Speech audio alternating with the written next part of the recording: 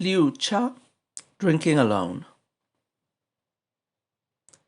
Exhausting my desire to blend the five-flavored broth. Since ancient times, no one has been skilled at this. And so I become a man in the mountains, just giddily drinking my wine.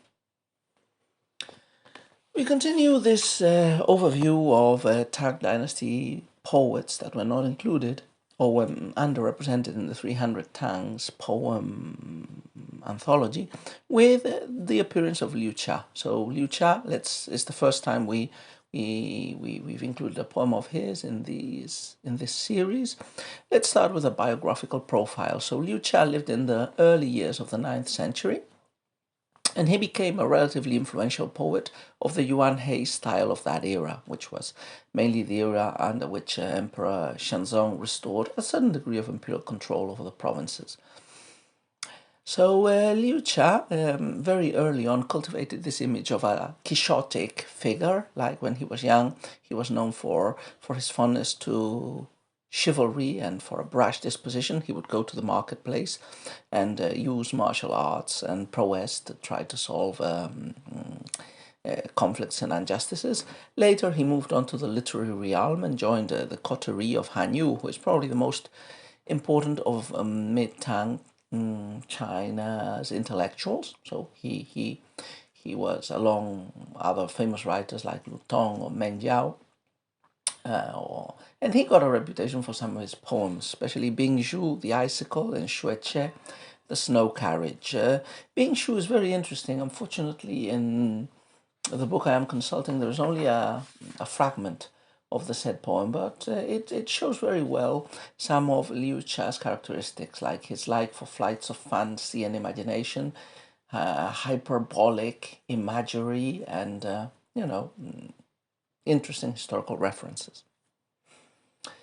So, about his life, not much interesting is to be said. So, as we said, he started as a young bravo, then he joined the Hanyu coterie, and after that he just retired from office and led a quiet life while living in the east of the country, I think it was.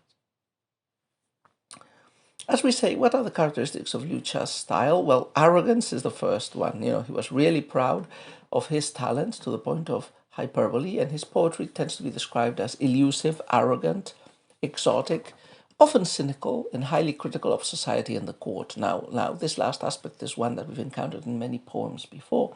This rejection of court life and its obligations, and a positive appraisal of the retired life. And this poem is a good exemplification of this. This Drinking Alone shows us, it's a very brief poem, it's a pentasyllabic quatrain, but it really depicts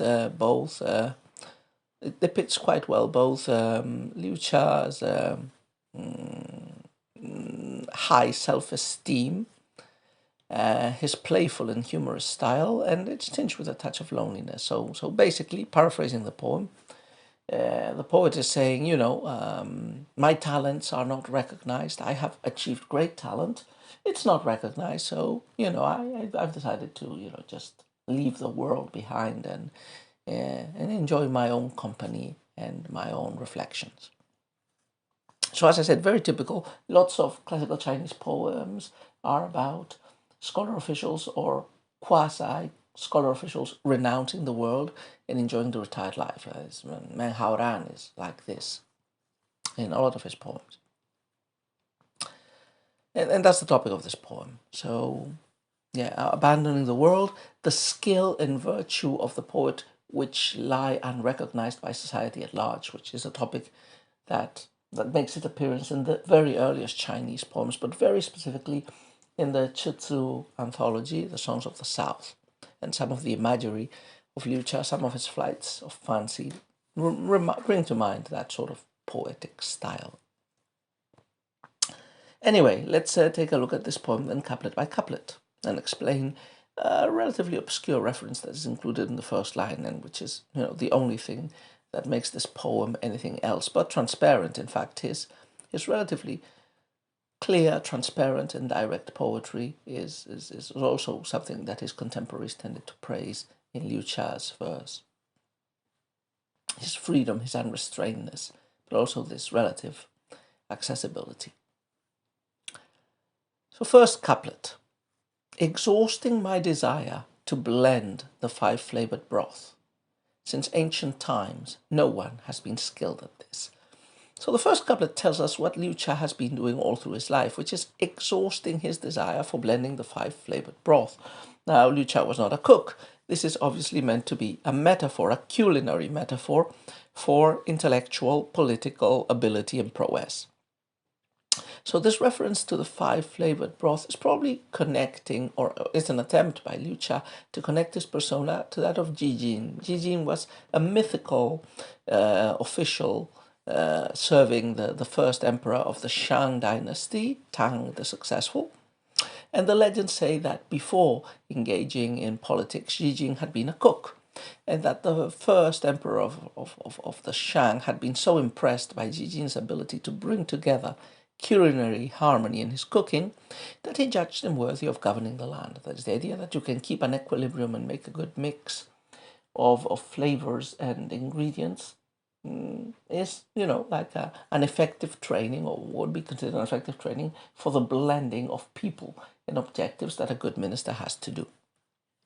So Liu Cha is equating himself with this great sage of the past, this master cook of people and ideas.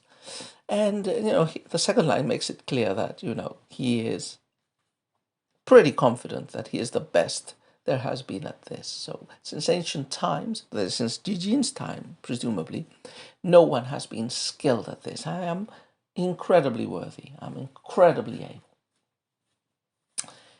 So that's what the first couplet says. It's a bit of shameless self-promotion, you could say. Like, I am incredibly good and virtuous at managing the ship of state, and no one, even remotely matches me. But the second couplet represents a turning away. In spite of these abilities, Liu Cha, or the poetic persona that is exemplified in this poem, is not going to be employed and is going to abandon all earthly ambition and live the retired life. So I became a man in the mountains, just giddily drinking my wine. So just like in a lot of poems by Li Bai and similar poets of the retired life, the poet says, okay, I have this ability, but I'm not exercising it. We don't clearly know if he's not exercising it because the emperor and society do not recognize him, or he just considers that society is not worthy of his abilities. But whatever the reason, the poetic persona has become a man of the mountains, a hermit who lives detached from the red dust of the world and who giddily drinks wine. Remember, drinking wine is associated with unconventionality, pleasure. I wouldn't quite say individualism, but at least this attitude of abandoning responsibilities and obligations and indulging in more personal and private practices. As drinking wine, it's not just the pleasure of getting drunk. In a lot of Chinese poetry, it has also spiritual connotations, and it evokes the poetry of the sages of the bamboo grove in the middle years of the 3rd century AD, who refused to serve in office when serving in office was very dangerous, and who devoted themselves to wine drinking as an excuse for not having to serve in the office of corrupt ministers and emperors. So yeah, altogether, pretty conventional piece in this regard, but also interesting in the use of metaphor, like that five-flavored broth that is mentioned, and also in the way in which it depicts a strong character from the mid-Tang period.